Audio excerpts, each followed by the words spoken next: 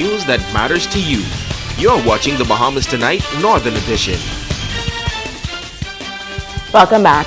The students of Jack Hayward High School were presented with certificates signifying the completion of the hospitality and tourism program at the school. Janet Forbes Dean says the students of Jack Hayward High have always excelled in the area of tourism and hospitality. Senior Education Officer at the Ministry of Education, Gayleen Pender, was elated with the completion of the program by the Jack Hayward students. We had 3 levels of certification that we were able to issue from the American Hotel Lodging Education Institute in Michigan. Basically, the program is the guest service component as it relates to hospitality studies. We are happy and we are pleased because now our students are certified to go out throughout the world. Jack Hayward has always been on the cutting edge of hospitality training. Many of our local persons who have excelled in the area of hospitality came through these doors, and I'm always happy when students have international certification. It means that they can move beyond Grand Bahama, beyond the Bahamas, and they can still work in the industry. So I'm extremely proud this morning that these students have done so well in their international certification. Students Kazan Mark, Christina Sawyer, and Leah Campbell say that the program was incredible and they are ready for their new adventure in the tourism industry. For me, I learned a lot, like diversity and how you can have so many different personalities come into the hotel industry. So now I can, instead of putting my views on it, I could look at it at 2 persons' perspective. It was a wonderful experience, learning new things, how to treat your guests when they come into your country and how to show compassion to them. It really taught me a lot. It told me how to deal with different personalities coming into the hotel, and it teach me that, okay, even though you may be a shy person, you have to come out of your comfort zone to be an outgoing person and be outspoken to reach a higher level in the tourism industry. And of course, we say congratulations to the students of Jack Hayward High School. In other news, the National Service-Based Organization teaming up with international volunteers to give back to deserving students on the island. Megan Shepard reports. President of Lend a Hand Bahamas, Lucas Metropolis, leading 2 give back initiatives on island for this week.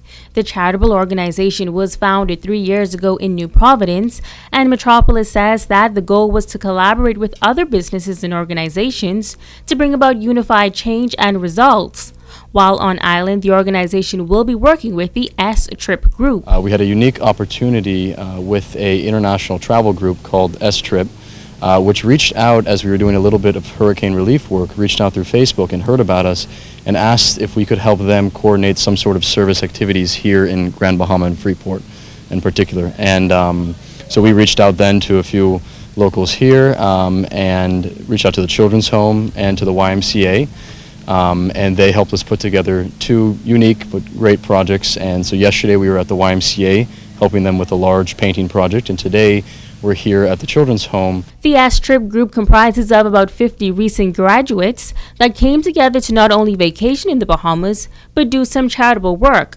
2 of the volunteers say it's a great feeling to give back. Because I feel like we need to make the world a better place. When I think about the world, when we put positive things into the world, positive things happen to us as well too. And I think it's just really important to just be mindful of how fortunate we are in certain places of the world. Honestly, it's been amazing. I love this place a lot. I know there's a lot of history that's here as well too.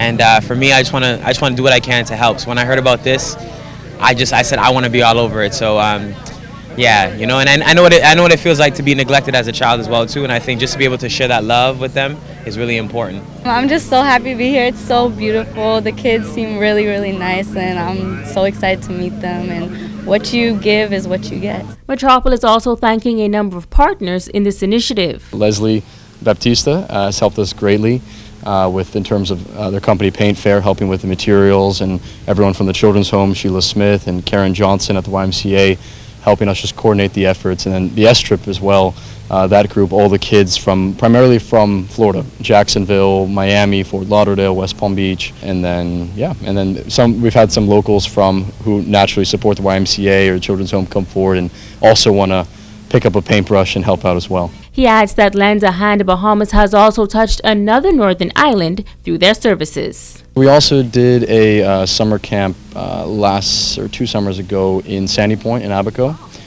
So we're really trying to focus on, the main focus has been Nassau, getting the center up as sort of the headquarters, and to really create a unique model that can be replicated elsewhere. Not necessarily building a center on all the family islands, but working with existing centers, such as the YMCA here, and working with them to help them coordinate their fundraising efforts, their service projects efforts, and getting domestic as well as international support any way they can. Megan Shepard, ZNS Network News. And now it is time to ask the doctor.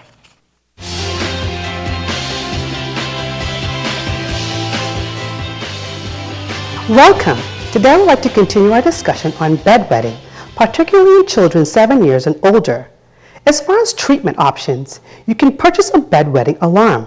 However, in many cases, this alarm can wake parents rather than children, and you may have to wake your child and send them to the bathroom until the alarm begins to wake them. In extreme cases, medications can help control it, which is a discussion you should have with your child's doctor. There are two kinds of bedwetting, or enuresis. Today I will discuss the first type, which is called primary nocturnal enuresis, which means the child has never had nighttime control. In other words, they have always wet the bed at least 2 times a month.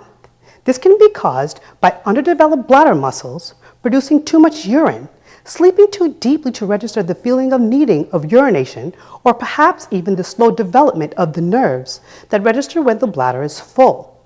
A discussion with your child's pediatrician can help you discover the many effective treatments available to help in this instance.